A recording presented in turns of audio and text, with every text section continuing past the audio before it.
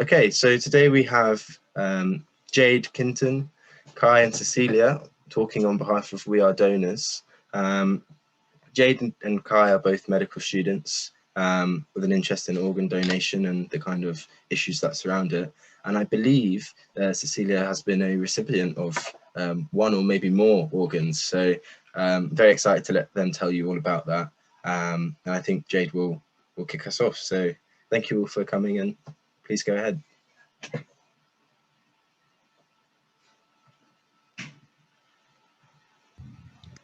Thank you very much, Remy. So I took a second to unmute myself there. Okay, great. Thank you, everyone. It's really nice to be able to speak with you this evening. Like Remy says, I'm Jade. I'm one of the medical students at Oxford, and we're going to give you a talk about organ donation today. I can see some of you are doing it already, but if you could please go on to menti.com and enter the code there, and there should be a question up for you to answer, and the question is, which organs can be donated? Yeah, so we've already got loads of answers coming through, which is amazing. A lot of you are saying heart, skin grafting, good one, hair, not sure if that's an organ, they said. I'm not sure about that either. I think it probably does count as an organ. Eye, liver, someone says every organ apart from the brain, kidneys again, lots of people saying heart. Okay, fantastic, guys. So yeah, that's amazing. And so the ones that we've got up here, most of you have already said, so we've got the heart, we've got the kidneys, got the lungs, liver, the cornea as well, which is the clear part that covers the top of your eye, pancreas, and also the small bowel as well. And yeah, you guys said quite a few that we haven't got on this slide as well, like skin, hair transplants. Yeah, great. So I think the other question should be coming through now as well, which is, why might someone need a transplant? And okay, amazing answers. To replace damaged ones, organ failure, to save someone's life, previous organs not effective, yeah, not functioning properly, current organ may be failing. Great, some really good answers here, everyone. Sorry, I'm just looking down because I'm looking on my phone to see the answers. Cancer. Great, those are some really great answers. As we can see by just how many organs can be donated to another person, that means that one donor can save 9 lives possibly by donating their own organs and tissues when they pass away. And these are just some of the examples of why a person might need an organ transplantation. So they might have been born with a particular problem, and we call that a congenital disease.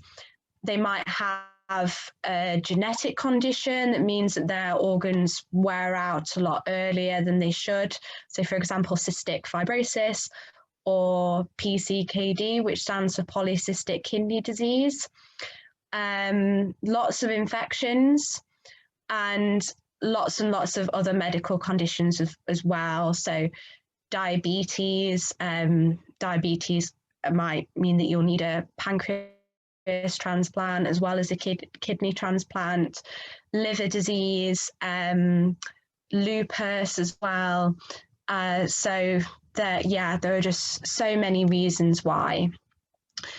So how how are organs matched to the recipient?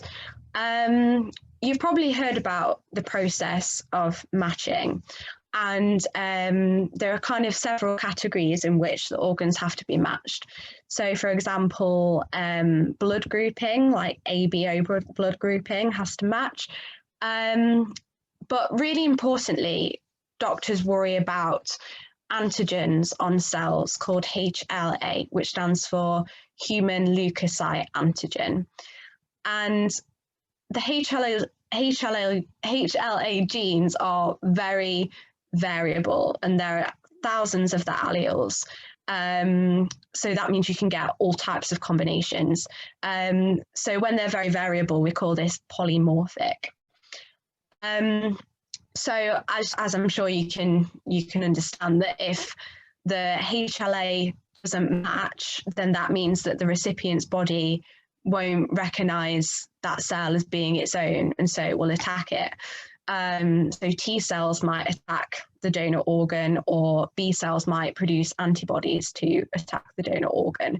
And that is how we end up with organ rejection. And that can happen in the acute stage, almost immediately after having a transplantation, or it can happen many years down the line. So luckily, even though there are thousands of HLA types, some are more common than others, which makes it a bit easier to match organs based on HLA. And some degree of HLA mismatch is acceptable. So, for example, with kidneys, kidney transplants are really common, and there are 6 types of HLA that we kind of worry about. And if a couple of those aren't matched perfectly, that's okay. But obviously we don't want them all to be a mismatch, because that will lead to organ rejection. And getting a good HLA match can be increased even further by schemes such as the UK Living Kidney Sharing Scheme. Obviously the kidney is quite a good organ in the sense that you can live with just one. So that means a person can donate to a family member, for example, or a friend. So there are these really cool schemes called paired and pooled donation. And how that works is that, as you can see in the diagram on the slide, if, say, your brother needs a kidney transplant, and you want to donate yours to them, but your HLA doesn't match, then you can partner up with another pair, and a pair who you don't even know, you've never met before, and you can kind of do a 2-way swap.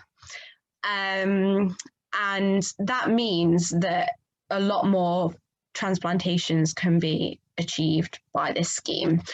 And you can kind of make it even more complicated by having several pairs and creating a pooled donation scheme. And it can be very logistically complicated. And as you can imagine, it can be a bit of a nightmare if one person drops out, for example, because then the whole chain can be affected. But when it works really well. And so the UK has one of these schemes, Europe does as well. And then also you can have altruistic donor chains, which is where a person just feels like they want to donate one of their kidneys, like not to a person that they know. And they can also be added to these chains, which is really helpful. So 6,000 people are waiting for an organ transplant. And unfortunately, that means that every day people are dying because they don't get one quickly enough. Yet, in surveys, we found that most people support organ donation, but only 1 in 3 have actually discussed that with their family. And So if we just think about some of the reasons why organ donation seems to be quite a popular idea, but maybe they haven't discussed it, or why there are still so many people waiting on the organ donor list, on the organ transplant list. One of the big reasons is simply that there aren't enough organs because most people don't die in a way where their organs will be viable to be transplanted. But if we think about the other reasons, so there's personal preference, and that's okay. Cultural factors as well. For example, some religions might have beliefs surrounding burial and cremation, which might make it a bit more tricky to navigate.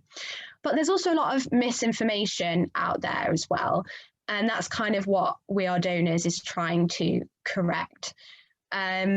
So one of the sort of bits of fake news is doctors won't save my life if I'm an organ donor. That's not true. Obviously, doctors will do everything that they can to save your life.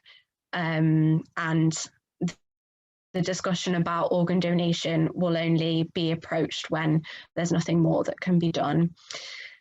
Another piece of misinformation is you can't change your mind about donating your organs. You absolutely can, and you can change your mind anytime. Some people believe that their religion won't allow it, but it's important to point out that all major religions in the UK don't state specifically about not supporting organ donation. And I would encourage you to have a look on the NHS Blood and Transplant website, because they've got some really good information about different religions on there. And also, I would encourage you to speak to your religious leaders about it and just kind of have a discussion about it if that's something that you want to do. You don't have to donate all of your organs. You can pick and choose if you would like to. You don't have to be over a certain age. However, if you are under 16, or it might be 18, I'm not sure, it's on the slide later, you'll have to discuss it with your parents first, and you would need their consent. And it doesn't happen when you're alive. If your organs will only be retrieved when there's nothing more that can be done to save your life. So how do we know who said yes to donating their organ? Well, there was a change in the law in 2020 in England, Max and Kira's law, and that changed it to an opt-out system for everyone over the age of 18, which means that you can still choose if you want to donate or not. But if you don't register that you don't want to donate, then the NHS will assume that you did want to. So you can register your decision at any time on the NHS website, and your family will still absolutely be consulted about organ donation when the time comes. But it's really good if family kind of have an idea of what you wanted, which is why we think it's so important to talk about it with your family. So who can donate organs? Well, almost anyone, actually. There's no age limit. But like I said, if you're younger than 16, then you need your parents' consent. If you can't donate blood for whatever reason, you probably will be able to donate organs. There are some medical conditions that aren't allowed. So HIV, having recently had cancer, and CJD, which stands for Creutzfeldt-Jakob disease, which can be passed on through donating organs. And like I said, all major religions support organ donation. And it's also worth pointing out that in the UK, there's a big problem with Black, Asian and ethnic minority groups waiting longer for an organ transplant. And there are kind of multiple factors behind this. yeah, so it means that these people, they wait longer for a transplant, and it also means that when they do get one, they aren't necessarily as well matched as they could be, unfortunately. So yeah, this is something that hopefully will change in upcoming years. So We Are Donors, we don't really want you to we don't want to tell you to, oh, you must go and donate your organs. We just want you to think about it and make an informed decision. And we want you to talk about it with your family. And also, you know, if you guys are thinking about maybe a career in medicine in the future, then talking about difficult things and end of life decisions is kind of something that we have to do. And maybe in the UK, we're not so good about talking about end of life. But talking about it is the one thing that you can do. So that is the end of this part of the presentation. There are our links and the feedback. But now I'm going to pass you over to one of our We Are Donors ambassadors, Kai. So over to you, Kai. We've just got a couple of questions, Jade. Sorry, Kai. Oh, yeah, that's great. So we have one question here. After death, the organ that is donated, is there a time limit to when the organ can be transplanted? Yeah, there is a time limit because most organs are only going to be viable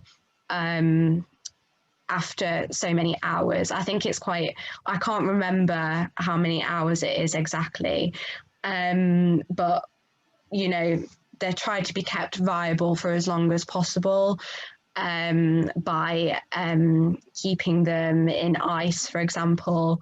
And there are some really cool technologies coming out about whether it's best to keep them warm or best to keep them cold, and sort of blood replacements that can be used to keep them with all the oxygen and the nutrients that they need whilst they're kind of being transported. Okay. And also, there's some questions about the sort of ethnicity things you mentioned, like why is it that people from the same ethnic backgrounds will be more likely to match?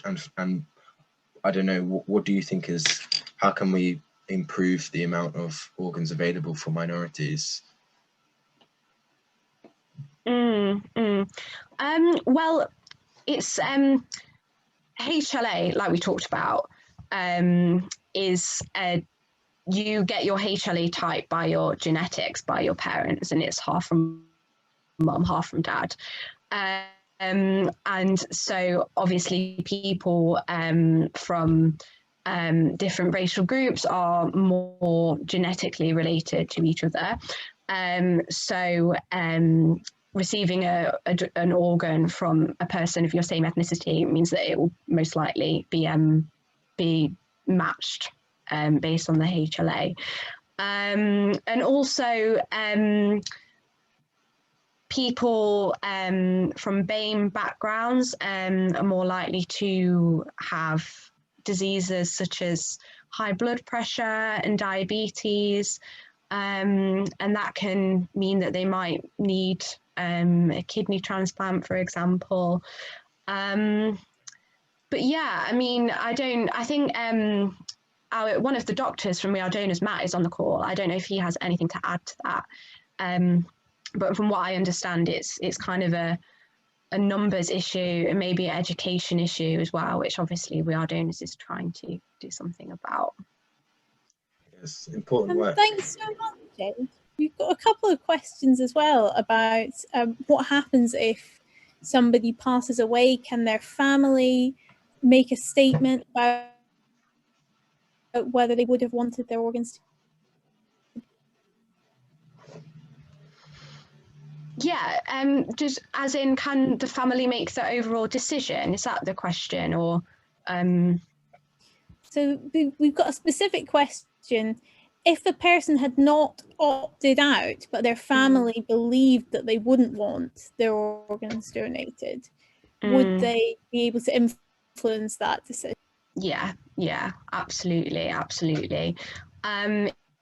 It's kind of these discussions are kind of multidisciplinary team discussions, and the family are part of that team. They know you best. Your friends know you best. And I think that was kind of one of the kind of big worries and misconceptions with the new law that came in 2020. But yes, if you haven't formally opted out on the website, then your family kind of still have power to do so for you. But again, I would emphasize that's why it's just really important that you do make your own feelings known on the organ donation register, so that your family kind of aren't put in that position where they're not sure and they might have to guess what you wanted. Thanks, Jade. Thank you. There's lots and lots of questions, which thanks again for asking. I think me and Lance will try and answer a few, and we'll try and get back to some at the end. But in the interest of time, let's move on to Kai's portion of the talk, if you're ready. Thank you very much, Remy. And yeah, hi guys, my name's Kai. I'm a ambassador for We Are Donors. And today I'm delighted to be joined by Cecilia, who's received 2 organ transplants, I believe. And I won't go into too much details because I'm sure Cecilia will be able to kind of tell you all about it. And yeah, so I'll host a quick kind of Q&A session with Cecilia. And if you do have any questions, please do free to use the chat, and then I can try and ask them on your behalf. So without further ado, yeah, please could you introduce yourself, Cecilia? Hi everyone, my name is Cecilia. So I'm just going to share my screen so that you guys can see the little presentation that I've put together for you. But I've never done this before. Yeah. Start with that. Yeah, so hello everyone, my name is Cecilia and I'm 21 years old and I recently graduated university last year. So I'm here today to my personal transplant journey. I'm the recipient of 2 organ transplants, and I'm just going to tell you a little bit about my personal experience with it. So just a little bit of a warning. I know most of you guys want to be doctors, so you'll be used to this, but there are some pictures that you might find upsetting. So I was born with a heart condition, a congenital heart disease, as we were talking about earlier. So my parents knew before I was born that I would have a heart condition, but transplantation was never something that was discussed. I had surgery when I was 6 months old, and then I had my first major bypass surgery when I was 2, which you can see in this picture here. I lived a relatively healthy life, actually, up until around the age of 9. I danced, I swam, I went to school, I did all the things that most young people do. But unfortunately, I started to deteriorate a little bit when I got to about 9 years old. I found it hard to keep up with people. I was cold because my circulation was poor and I would get tired very easily. So at that point, my cardiology team decided that it was time for me to have another major heart surgery. And I had this surgery when I was 10 years old. But unfortunately, because they had changed my heart so much, they had changed the circulation of my heart completely, my heart simply couldn't cope with what they'd done to it because it was so used to working how it usually worked. And they couldn't undo what they'd done. And I went into complete heart failure and I was put onto life support, which was not the outcome that we wanted. So I was put on life support and I spent about 4 months in the pediatric intensive care unit at my hospital. It was very touch and go. My parents would go home in the evenings, not knowing whether they'd be able to see me again, whether I would die or not. It was that bad. And the doctors tried everything they could. They thought maybe eventually that my heart would just start working again. It would get used to what happened and it would start working again, but it didn't. And eventually it was decided that the only way that I was going to leave hospital, the only way that I would survive is to have a heart transplant. And obviously that was a massive thing for my family and I. I didn't even know what a transplant was when I was 10 years old. So when they said that, I said, you know, what do you mean? And so I was put on the UK Children's Heart Transplant waiting list. And a fun fact is that I was so ill that I think I was at the very top of the list. So I basically took priority over most people because I was so ill. But obviously it's done in a very organized way. So I wasn't getting, you know, hearts that somebody else needed. So I was on the list for about a month. 2 hearts were suggested and then turned out not to be the right ones. And then eventually in September, which is, yeah, so September, about a month after I'd been put on the list, the heart for me came, and I received my gift of life. And this is a picture of me about a day after. As you can see, I'm hooked to about a billion bajillion machines, and I'm on something called ECMO, which is a form of life support which enables your heart to rest. It basically pumps your blood around your body for you. The transplant wasn't straightforward at all. It took 12 hours. They put the heart in and they tried to close me up and I started bleeding. So they had to open me up again. It was a bit of a nightmare. I was never a straightforward patient. And so eventually they got it in, but I had to go on ECMO just to allow me to rest a little bit. So I had to stay in hospital for another 4 months after my heart transplant. For many people, they go in for a heart transplant and they're out of hospital within 2 weeks. But this wasn't the case for me. I was very poorly for a very long time, and they weren't sure whether the heart transplant was going to take, whether it was going to work, whether it had all been in vain. But luckily, I did turn a corner after about 8 months in the PICU, and I was finally moved to the ward. And eventually I was allowed to go home just in time for Christmas, which was a really exciting time for my family and I. And we knew that that wouldn't have been possible without my donor. And I have a few facts about my donor, which you might find interesting, is that he was a male and he was middle-aged and he has children who are around the same age as me. So I got a letter from his father a few years ago, which was absolutely incredible. And I got to know some facts about my donor. So I saw someone asked a question about if a baby needed a heart transplant or transplant, would it have to be from another baby? And the answer to that is no. I mean, there has to be some sort of fit, but one of the reasons they struggled to get my heart in me so much was because it was so big and I was such a small little girl. But I was 10 years old and I had it from a middle-aged man, so age isn't a massive factor. But unfortunately, because I was so ill for so long and the circulation to all my other organs was so poor, my kidneys had also failed. So I was put onto dialysis, hemodialysis specifically.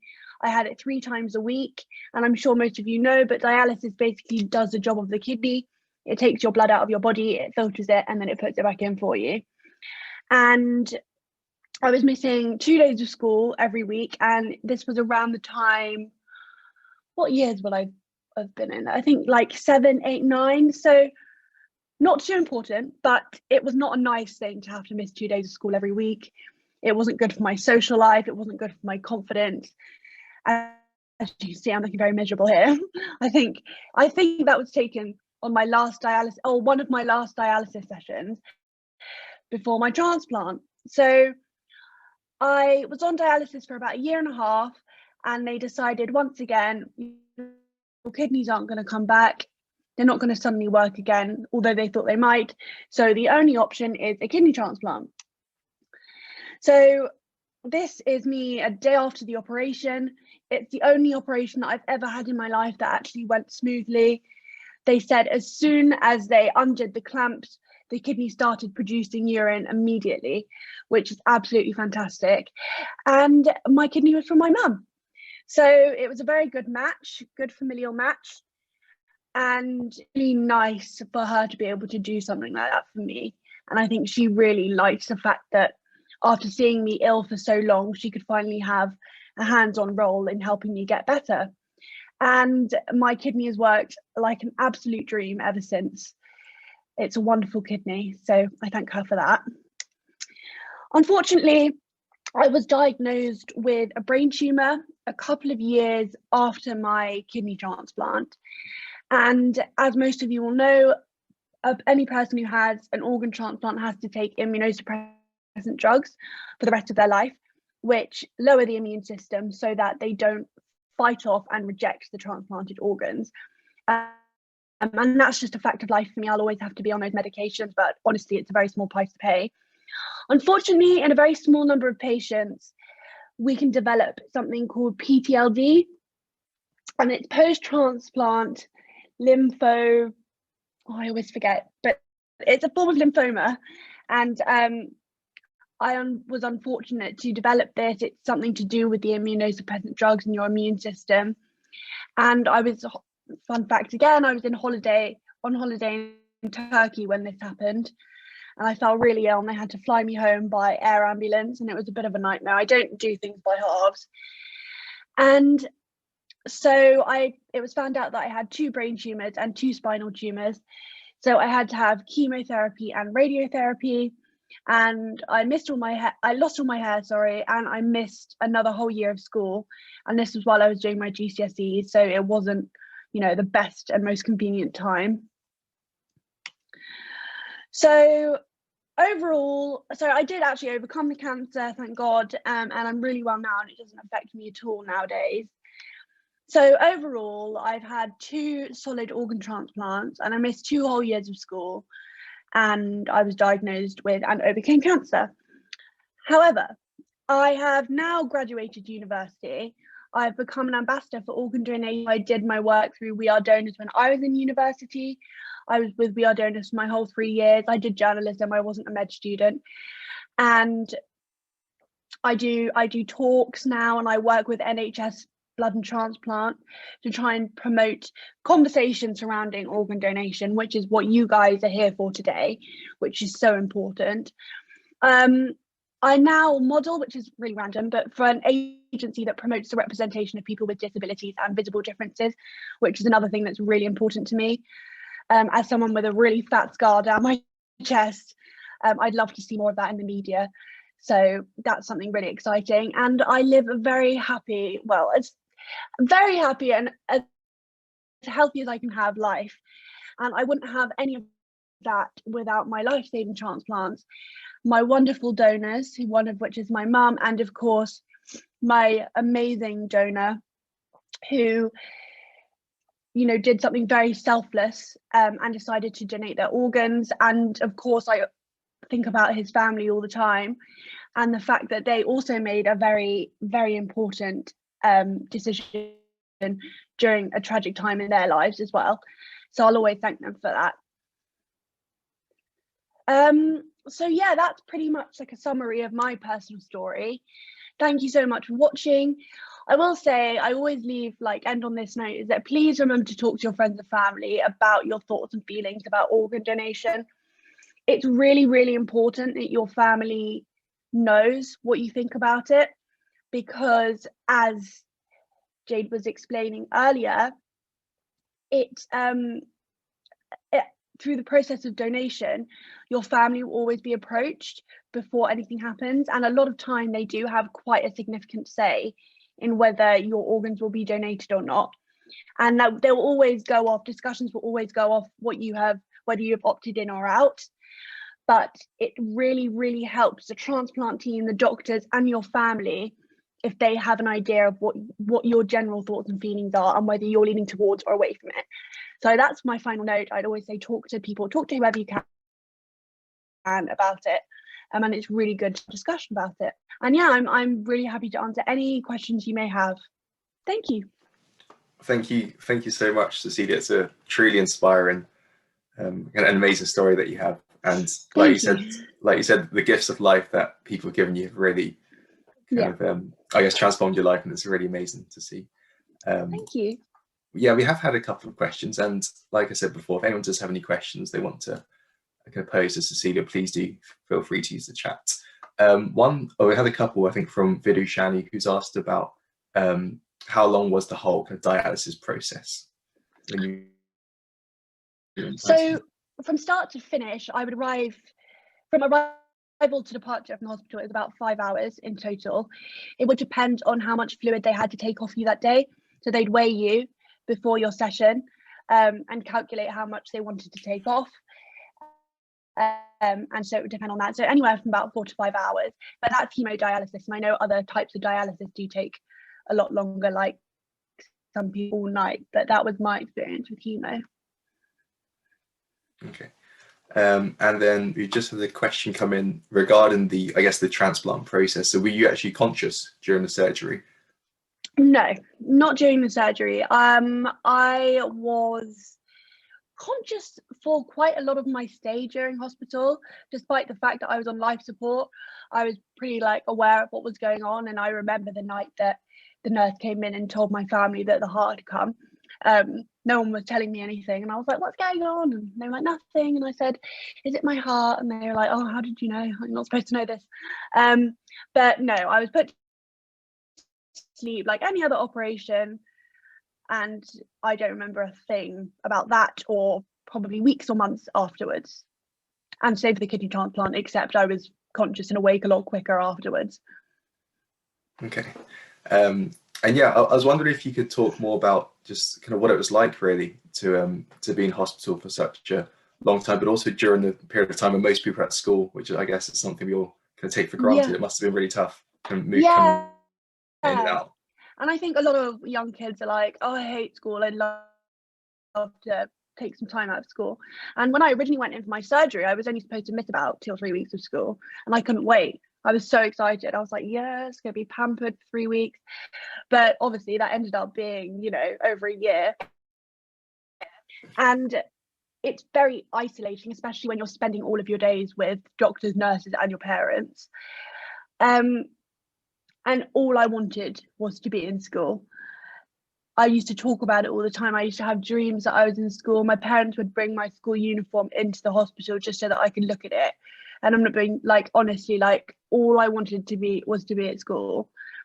And there was a hospital school that used to come around and sort of try and do stuff with me. But I honestly barely had the energy or the strength to lift a pen. So obviously it wasn't really realistic. And I had a couple of times when my school friends would come and visit me, which was really lovely. I mean, those would just, I think it's things like that that kept me alive, to be honest, because you need something to live for when you're that ill. And that was what I wanted, was to go back to school and be with my friends. So that's what was my motivation was. And then one time, actually, the whole choir from my school, like a choir made up of all my friends, came and sung to me, which is absolutely beautiful, and everyone was crying their eyes out. But I wore my school uniform and they all wore theirs, and it was just so beautiful. But yeah, it was horrible. And then I finally got back to school, but I was missing 2 days a week because of my dialysis. And that was at a time that, you know, I was in senior school now, and I'd already missed my first chunk of year 7. I think I missed about half of year 7. So all the people that I didn't know had joined the school, people had left, people had formed new groups. There was a new dynamic, new teachers, a new place. So it was really weird for me going back into that environment and having to sort of integrate myself back in with everybody, and find my place in what had already been like established groups and stuff. So that was horrible. And I finally did it. And then I had my kidney transplant, which was wonderful and amazing. And I got back to school. And then, of course, the tumours came, which was a massive hit because it was just another thing. And I ended up missing another year of school during a really hard time when young people are just horrible. You know, we're all horrible at that age. And, you know, it was just not nice to miss that much school. And then once again have to go back and try and integrate with everyone and do my GCSEs as well, which I'm glad to say I did. And, you know, I'm happy with how they went. But, you know, it wasn't easy. And I think, you know, my gifts of life obviously changed that, and they allowed me to live my life. And that's why it's so important, and it's so special and amazing. And I can't even stress with words how important it is. Absolutely. And we've had some really... Yeah, we're getting so much positivity in the chat about you. Oh, thank you. And we've got a couple of people saying, what would you say to aspiring doctors? with all your experience of healthcare? Oh, that's a really good question. I love that. I think, obviously, with medicine, there's a line that you have to draw between yourself and your patient because you don't want it to get too personal. But I would say that it's important that there is a little bit of personal in the work that you do, because another thing that kept me alive was the rapport that we had with all the nurses and the doctors. And as you saw in my PowerPoint, there was a picture of me with one of my nurses who in the end I absolutely loved, and I loved seeing my favorite doctors, you know. And it really makes a difference to a patient's life if you honestly show that first you really care about them and you want to listen to what they have to say as well. That's a really important one. Always listen to your patient, because your patient knows themselves. Like, there's times where I've, you know, had to speak up about things because I know me, I know what feels right, I know what doesn't feel right. So always listen to what your patient has to say, and, you know, care for them and make jokes. We like doctors that make jokes. We don't want it to be all too serious, you know. I mean, me and my family would make the most inappropriate jokes at the most inappropriate times. And if you're a doctor who's able to laugh at that and not be like, you need help, then that's really good as well. So yeah, that's what I'd say. Brilliant. And yeah, I think there's messages flooded in just thanking you for sharing your amazing story, just for how strong you've been. Thank you for having me. It's really been for so many people. Yeah, and I think unless there are any final questions, I think if I could just ask you a couple, Cecilia. Also, for everyone watching, if you needed any convincing to stay in school, but this is the best you get. Yeah, do it. I have a question asking about whether you feel like there's been a change or a positive change in attitude towards organ donation since the beginning of your journey. Have you felt like you're getting through to people? I think so, definitely. And I think that there's so much more of a movement. Like, when I was young, before all of this happened to me, it wasn't something that you saw in the media a lot, and it wasn't something that was talked about widely. Like, you didn't talk about it in school. My parents, I don't think, ever really spoke about organ donation. They were both organ donors because when you apply for your driver's license, they ask you, and they both said yes. But apart from that, it wasn't really that much of a talked about topic, and it was also quite taboo. But I think now, with effort from both the NHS and ambassadors and people who have had transplants, it's becoming a much bigger thing and something that's way more talked about. And I think it is really encouraging people to donate. And I also think hearing the personal stories of people who've received organs and also donated them encourages people. And just like spreading correct information and facts and dispelling misinformation that would put someone off from donating. And I honestly think there's been a huge movement. And there's so many people, you know, like on Instagram and using blogs and YouTube now to promote it as well. So I think there's definitely been a much more positive movement since when I first started my journey. I'm happy to see if there's, I think there's one other question. Oh yeah, I saw a question earlier actually, which I thought was quite interesting. Did you ever struggle, I know you had a lot going on, but did you struggle with the idea of having someone else's organ within you? Like, was there a psychological burden as well as the obviously physiological? That's a really good question as well. I think at first, no, because I was 10 and I was so ill anyway. And also, like, what a 10-year-old doesn't really think like existentially, do they? But when I grew up, I think actually probably within the last few years, I was like, I actually have essentially the heart of a middle-aged man inside me that's keeping me alive. And when I received the letter from my donor's father, that was a huge wake-up call, because I was like, that's actually contact with their family, and he told me things about him that made him into a real person. So he wasn't just this figment of my mind anymore. He was like a real person with a life a family and hobbies and kids. And so I think it was at that moment. So I think I got that in my 8th year, so 2 years ago. That was the moment that I honestly realized the impact of the fact that I had somebody else's heart inside me. And I think I would say I've dealt with it quite well. Like, it doesn't bother me. It actually humbled me. I think about it and I'm like, how lucky am I? And, you know, I always talk about my heart and I put my hand on my chest and I, you know, think about how close I am. I like to think that my donor is looking down on me and is proud of me and that he would have wanted his heart to go to someone like me. So I think maybe even it's had a positive psychological effect on me because it's made me want to make him proud. But I'm sure there are people who do really struggle with that, especially older people who are having transplants. I can really imagine that they would struggle slightly with that concept. Right. Well, I think it definitely went to a great person who clearly is living their life to the fullest. So thank you. Honestly, it's so powerful hearing about this from someone who's obviously been through it.